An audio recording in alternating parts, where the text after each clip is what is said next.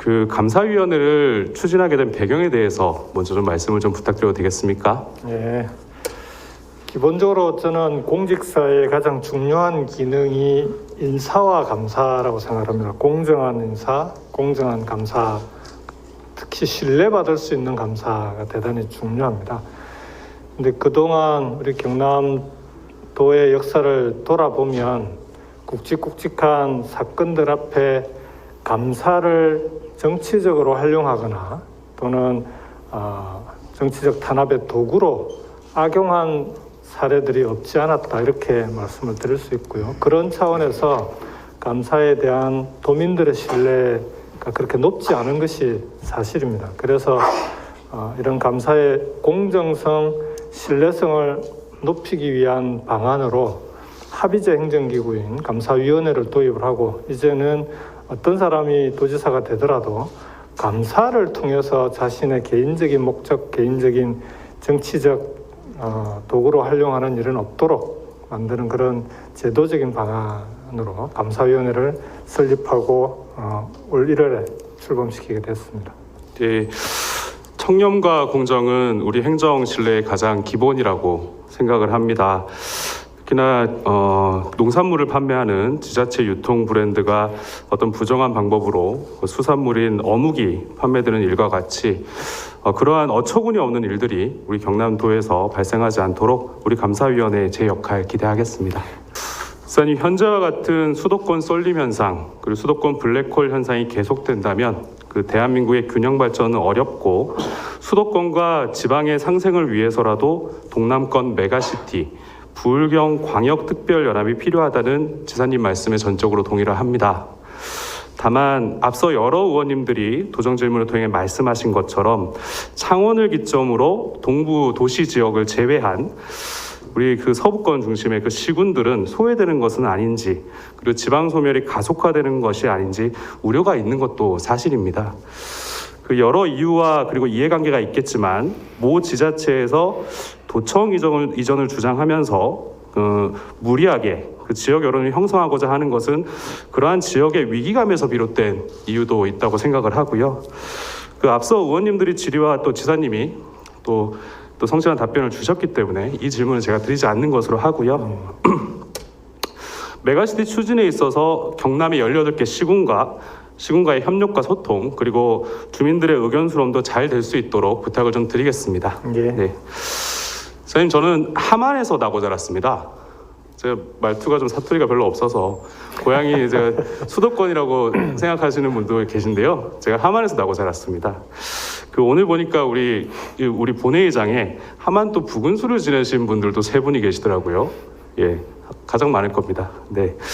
요즘 저희 함안의 가장 큰 고민이 여기 이 자리에 10개 군부 지역에 계신 의원님들도 같은 고민을 갖고 계실 것 같은데요. 지역의 인구 감소 속도가 무섭습니다. 그 자료를 좀 보시면 지금 지난 5년 동안의 인구 감소율인데요. 지금 이제 하동 같은 경우에는 지난 5년 동안에 5년 전을 기점으로 해서 인구가 10% 정도, 약 10% 정도 감소를 했고요. 함안이 경남 10개 군 중에서 가장 인구가 많은 지역입니다. 그럼에도 불구하고 자료에 나와 있듯이 지난 5년간 인구 감소가 가장 많았고요. 연간 평균 1000명 이상 감소를 하고 있고, 또 지난달 행안부 통계에서 6만 4천명 선도 무너진 걸로 나타났습니다. 함안이 행정구역 그리고 읍면의 숫자가 10개로 가장 적고, 재정자립도가 또 비교적 높은 이유로 교부세 비율도 좀 낮은 상황이고요. 지리적으로 경남의 중심에 위치해 있어서 서부권 발전 전략에도 포함되지 못하는 실정입니다. 그래서 특례시로 지정된 인구 100만의 창원시와 가장 인접한 지역으로 동남권 메가시티가 본격적으로 시행이 되면 함안의 역할과 변화에 대해서 지역의 관심이 높은 상황인데요. 지사님이 계획하신 메가시티의 구상 속에 함안의 변화 역할에 대해서 좀 말씀을 부탁드리겠습니다. 예, 우선 동남권 메가시티, 부울경 메가시티가 왜 필요한지는 의원님께서도 방금 간략하게 잘 설명을 해주셨습니다. 조금 전에 인구 감소 문제에 대한 통계도 도표로 보여주셨지만 결국 인구 감소 상황을 살펴보더라도 2016년 이후로 수도권에 순유입되는 인구가 계속 늘어나고 있습니다. 작년 같은 경우에는 약 8만 명까지 늘었습니다. 비수도권 지역에서 수도권으로. 그런데 단지 전체 8만 명이 늘었다라는 게 아니라 수도권에 유입된 인구의 연령대별 분포를 보면 20대와 30대가 훨씬 많이 유입이 됩니다. 약 16만 명이 유입이 되고 40대는 거의 비슷하고요. 50대 이후로는 거꾸로 8만 명 가까이가 수도권에서 비수도권 지역으로 빠져나갑니다. 그 빠져나가는 인구들이 결국 지금 이제 기농, 기촌 또는 비수도권 지역에 늘어나고 있는 50대 이상 인구들이 이제 그렇게 해서 찾아오게 되는 셈인데요. 결국 이런 수도권으로 젊은 청년들이 몰려가고 있는 것이 지금 가장 큰 문제 아니겠습니까? 그렇다면은 이제는 시도 단위로는 그런 젊은 층이 수도권으로 몰려가는 일자리나 교육을 포함한 다양한 문화, 주거까지 포함한 다양한 문제들을 해결해 나가는 것은 시도 단위로는 불가능하고 그렇게 해서 수도권과 같은 또 하나의 플랫폼을 동남권 부울경에 만들자라는 것이 동남권 메가시티입니다. 그러기 위해서는 강력 대중교통망이 기본이고요. 네. 그리고 강력 대중교통망은 동남권의 경우에는 부산, 울산, 창원, 진주 4개의 거점 도시를 중심으로 강력 대중교통망을 촘촘히 짜는 것이 중요합니다. 그리고 이 강력 4개의 거점 도시를 중심으로 주변의 중소도시 그리고 농산어촌까지 네트워크로 연결해서 전체적으로 하나의 생활권, 경제권을 만드는 것이 동남권 메가시티입니다. 그래야만 동남권이 전체가 하나의 시장이 만들어지면서 경쟁력이 강화되고 산업벨트가 확대될 수 있습니다. 지금 시도 단위의 산업발전 전략으로는 수도권과 경쟁이 불가능합니다. 네. 그렇지만 이렇게 동남권 부울경 단위로 확장되면 그동안 침체되던 제조업이나 또는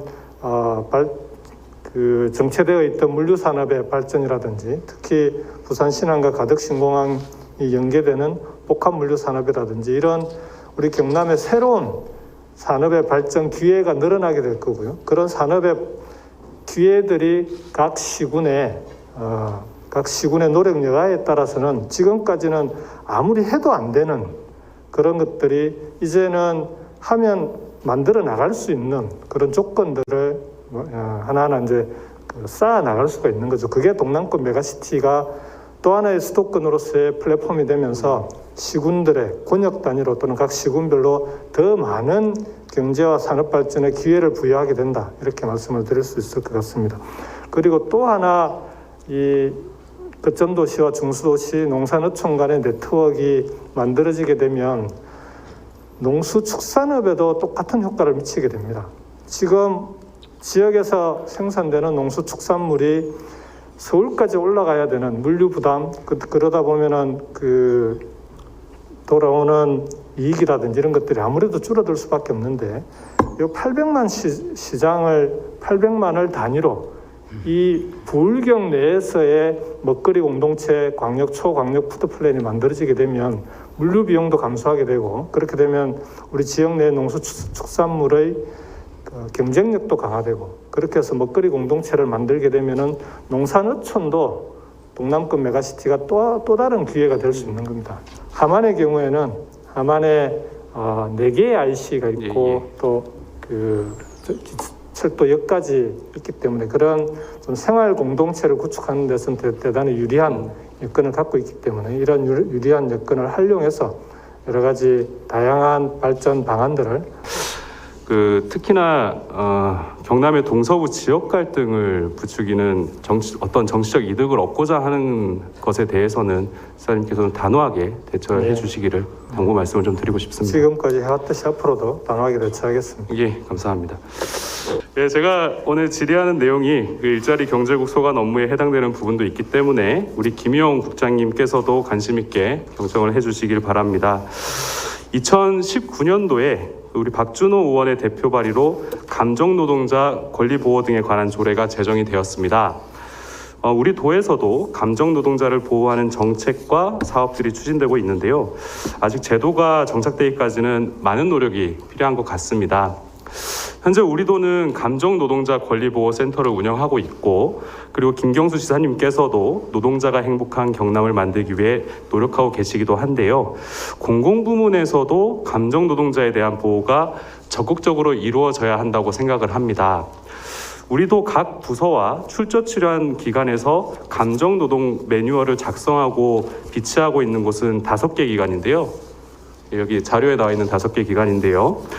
그중 신용보증재단 경남테크노파크는 고객 응대 매뉴얼에 감정 노동 내용이 포함되어 있는 수준이고, 감정 노동자 권리 보호 가이드라인을 우리 도와 출자 출연 기관 그리고 시군 민간 사업장까지 배포를 했다고는 하시는데 아직 좀 갈 길이 좀 멀어 보이는 것이 사실입니다. 경상남도 감정 노동자 권리 보호 가이드라인에 우리 도의 역할에 대해서 명시가 되어 있는데요. 감정 노동에 대한 제도 정착에 노력을 다해 주실 것을 우리 지사님과 집행부 관계자분들께 당부의 말씀을 좀 드립니다. 국장님, 지난해 1월 코로나19 발생 이후에 우리 신상훈 의원이 어저께 말씀하신 것처럼 공무원들이 연가도 제대로 쓰지 못하고 현재까지 경무에 고생을 하고 있기도 한데요. 유선을 통한 그 비대면의 민원도 증가한 것으로 알고 있습니다. 우리 경남도에서는 폭언과 욕설 그리고 성희롱을 비롯한 이런 악의적인 행위에 대해 녹취가 가능한 전화를 사용을 하고 있죠. 예, 그렇습니다. 그 악성 민원에 대한 관리들 잘 이루어지고 있습니까? 예, 일단 이 부분에 관심을 가주신 우리 의원님께 감사드리고, 현재까지는 저희 이제 도민들께서 성숙한 시민 의식으로 특별한 그 사례 없이 올바른 민원 문화가 정착되고 있는 점에 대해서 먼저 감사를 드립니다. 그리고 악성 민원에 대해서는 제대로 관리가 되어 있다, 잘 하고 있습니다. 예를 들면 지난해 코로나19 때문에 저희들 전국민 재난 지원금 때문에 저희들이 행정국에서 콜센터를 운영했는데 그때 17,000건 정도의 네. 민원을 접수했는데 네. 특별한 욕설이나 이런 부분은 전혀 없었고 성숙하게 다 민원 네. 업무를 처리했습니다. 그래서 오늘 도정지물 자료 좀 활용하고자 좀 자료를 좀 요구를 해보려고 했는데요. 이 개인정보라서 그럴 수도 있습니다. 구하기가 좀 어려운 부분도 있었고요. 어쨌든 간에 이제 도에 이제 악성 민원 전화도 종종 오고 있는 상황이기도 한데요. 그 도청의 각 부서에서는 부서별 통화 연결음을 시행을 하고 있는데요.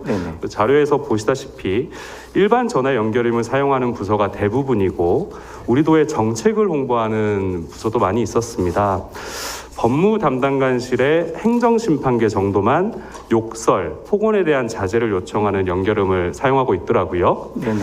물론 우리 도의 정책 홍보도 중요하지만 전화를 받는 그 민원을 응대하는 그 노동자의 보호가 가장 우선되어야 한다고 생각을 합니다.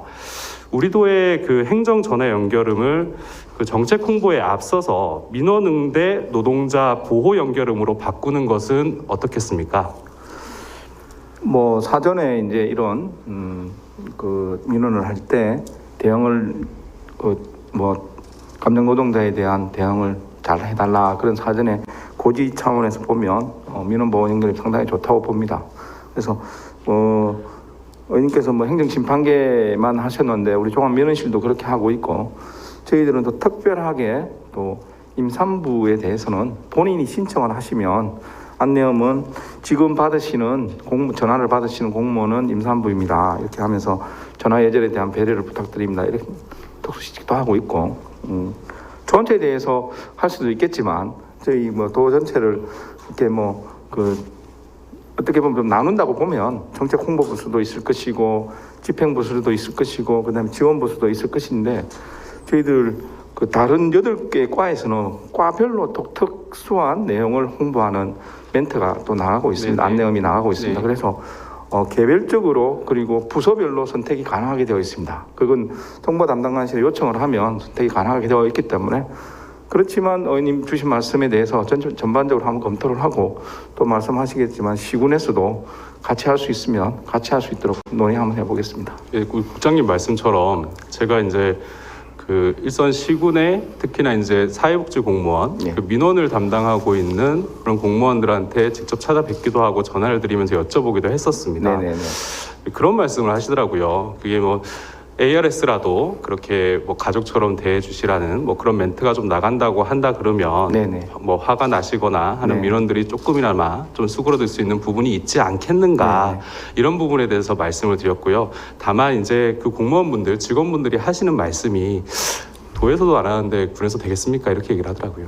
아, 그거는 좀 저희들이 바로 확인해서 같이 네. 의논해서 시행하도록 그렇게 준비를 하겠습니다. 그래서 아까 좀 전에 말씀하신 것처럼 각 부서에서 정책 홍보도 하고 예. 그리고 그 부서에 맞는 멘트도 나가기도 하는데요. 예. 그 앞에 뭐 작게나마 뭐 지금 전화 받는 분도 누군가의 가족입니다 정도는 할 수 있는 부분 아닌가. 예산이 들어가는 거 아니지 않습니까? 네, 그렇습니다. 예, 그 부분에 있어서 우리 국장님의 특별하게 믿고 있겠습니다. 예, 그렇게 하겠습니다. 물론 그 전화 연결음 하나 바꾼다고 그 감정 노동자의 권익이 보호가 되고 감정 노동자와 고객 민원인의 상호 존중의 문화가 정착되는 것은 아니겠죠. 근데 이러한 작은 한 걸음이 우리 감정 노동자 보호를 위한 문화 확산의 시작이 되기를 좀 기대를 해봅니다, 국장님. 예, 그 의원님이 말씀하신 소중한 한 걸음에 같이 네. 동참하도록 그렇게 하겠습니다. 예, 그래서 우리 경남도가 먼저 좀 이렇게 선제적으로 변화를 해주셔서 시군에서도 적용할 수 있는 근거가 되길 바라고요. 국장님 수고하셨습니다. 예, 감사합니다. 들어가시죠.